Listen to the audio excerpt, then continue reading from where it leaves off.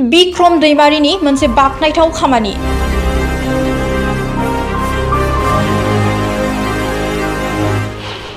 मिथिसार बर'नो नोगोद 50,000 रां हेफाजाब होयो।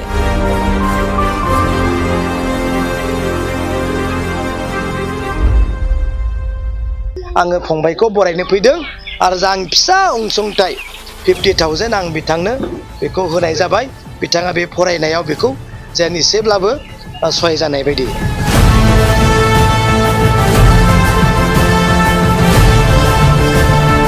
जौसे जौखोन्दो नम्बर लानानै मेट्रिक आनजादखौ उथ्रिसारनो हानाय मिथिसार बर'खौ बरायदों बिक्रम दैमारिया। उदालगुरि जिल्लानि सिङाव थानाय डिमाकुसि सुमलिगुरि गामिनि मिथिसार बर'आ एमआइएलआव जौसे जौखोन्दो नम्बर लानानै मेट्रिक आनजादखौ उथ्रिसारनो हादों। डिमाकुसि इउएन एकाडेमियाव बर' बिजों फरायनानै एमआइएलआव जौसे जौखोन्दो नम्बर लानानै उथ्रिसार जानो हानायनि थाखाय भेरगाव बियाबनि TCLCC चेयारमेन बिक्रम दैमारिया आर'नाइजों बरायदों आरो नोगोद 50,000 रां हेफाजाब होयो। लोगोसे इउएन एकाडेमिनि फोरोंगिरिफोरखौबो आर'नाइजों मान होयो आरो BSUआबो मिथिसार बर'नो आर'नाइजों मान होयो।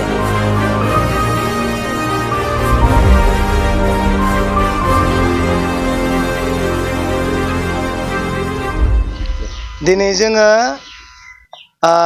बयबो नुदों डिमाकुसिनि सासे फरायसा जोंनि बड' ML आयदायाव जौसेयाव जौखोन्दो नाम्बार लानानै बिथाङा दिनै जोंनि ओनसोलखौ गासै BTCखौनो आरो बे जोंनि भेरगाव बियाबखौ गोग्गानाय लाबोदों। बे फंबायनि मुङानो जाहैबाय जोंहा मिथिसार बर' बापन आरो अनजालि बर'नि बिसाज्ला। बे फंबायखौ जों दिनै बरायनो फैदों आरो बरायनायजों लोगोसे बिथांनि इयुना जेन आरो गोजौनिफ्राय गोजौ फारसे थांनो हायो बेनि थाखाय इसोरनियाव जोङो निस्सय आरज गाबगोन। आरो बिथाङा ओरैबायदि लिरबाय जायखौ दिनै फोरोंगिरिफ्रा जायफ्रा बिनि लिरनायखौ नायदों, बहिफोरखौ नायदों, दाननो हायै मोनसे अबस्था आरो बिराद मोनसे मोजां टप। दिनै जौसेयाव जौखोन्दो लिरनो हानाया एसेबां गोरलै नङा। मोनफ्रोमथिंबो नङा होमबा, मोनफ्रोमथिंबो लिरनाय माने गालांजायै बेबायदि मोनसे लिरदों जोंहा मिथिसार फंबाय। बेनि थाखाय जों आङो सासे BTCनिनो बा बे भेरगाव बियाबनि TCLCC चेयारमेन जानानै बिथांखौ बरायदों आरो आशीर्बाद खालामदों आरो बिथांनि मुङै जा आं 50,000 बान्था होदों बिनि थाखाय बे खोब खम बिनि फरायनाय जिबनाव आरो नांबावगौ।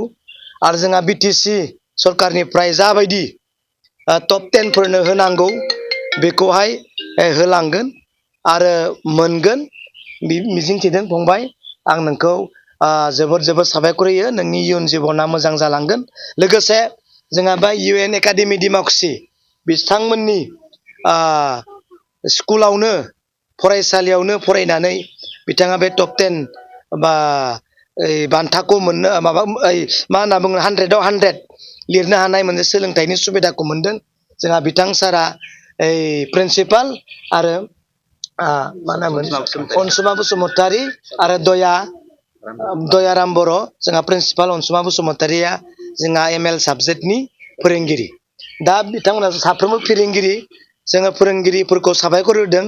बिथांमोननि आदराव बिथांमोननि गाइडआव निस्सय फंबाया फल' खालामबाय आरो मानिबाय आरो बेबायदिनो आरो गोबां पास जानो हादों नङा होमबा, गोबां पास जानो हादों। दा जोङो फंबायखौ जौसे जौखोन्दो लानो हानायनि थाखाय जों बरायदों आरो इयुनावबो आं हेफाजाब होलांगोन।